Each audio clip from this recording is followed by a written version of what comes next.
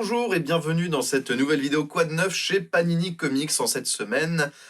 Grosse sortie, vous le savez, l'Omnibus, un nouvel Omnibus est arrivé. C'est tout simplement Marvel Universe par John Byrne.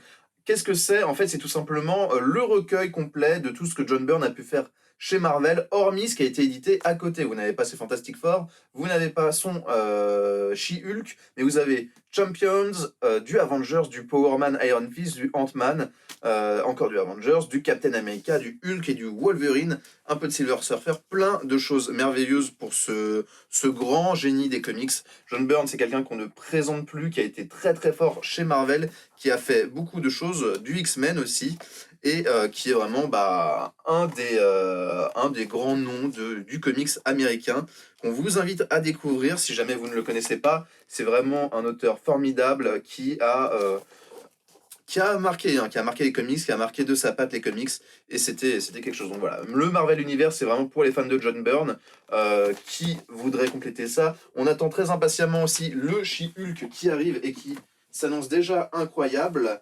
Du côté des autres récits de patrimoine, on a tout simplement 4 intégrales, on n'en a que 3 en magasin. Il y a l'intégrale New Mutant qu'on ne pourra pas vous présenter parce qu'on n'en a plus en stock actuellement. Mais sinon, le Daredevil de 1973 à 1974 est disponible. Nous avons aussi, très attendu, le Alpha Flight qui compile les années 84 à 85.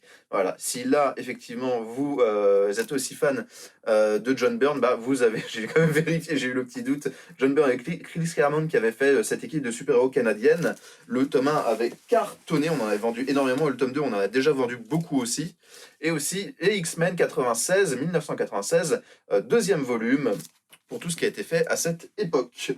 Pour ce qui est des récits plus récents, on a tout simplement en Marvel Deluxe le 3e tome de Deadpool, du Deadpool de Jerry Duggan, qui avait commencé en 2013, et qui là, il y a l'arc sur le mariage de Deadpool, comme vous pouvez le voir sur cette 4e de couverture, et le petit titre, le mariage de Deadpool. C'était une série qui avait très bien commencé, je me souviens, j'étais pas allé jusqu'à ce point-là, mais qui notamment avait commencé avec les présidents zombies, qui était vraiment une histoire très très fun, très très marrante, et c'est du bon Deadpool. C'est pas ce qui a été fait de mieux, mais ça reste quand même quelque chose de très sympathique si vous aimez beaucoup le personnage, si vous êtes fan de Deadpool, c'est vraiment un indispensable à avoir. En même temps, Deadpool, il n'y a pas tant de choses qui ont été faites, il me semble, pas beaucoup de bouquins, 2 ou 3 seulement. Pour les fans de la grande période Marvel No, il y a aussi Axis qui est à nouveau disponible en Deluxe, une ressortie de ce crossover en 2014 entre les Avengers et les X-Men, et qui concluait aussi un peu ce qui avait été fait la première partie sur les Uncanny Avengers, parce qu'on va suivre tout simplement Crâne Rouge qui a depuis pris possession du cerveau de Charles Xavier et est devenu Onslaught, le Rouge Onslaught, qui nous ramène du coup donc aux années 90 et aux X-Men. Du coup voilà, si vous êtes fan de tout cet univers Marvel No, c'est un event qu'il ne faut pas louper et qui est disponible chez Panini en Deluxe à partir de maintenant.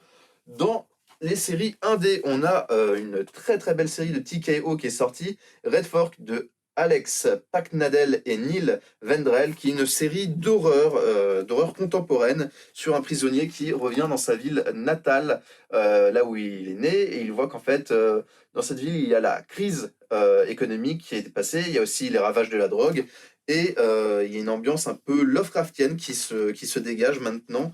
C'est quelque chose d'assez fascinant, et en fait, c'est vraiment parler des crises humanitaires, économiques et au niveau de la drogue, à travers l'horreur, en fait, l'horreur des personnages, l'horreur du quotidien, dans des choses vraiment qui prennent des proportions folles, comme vous pouvez le voir sur cette cover.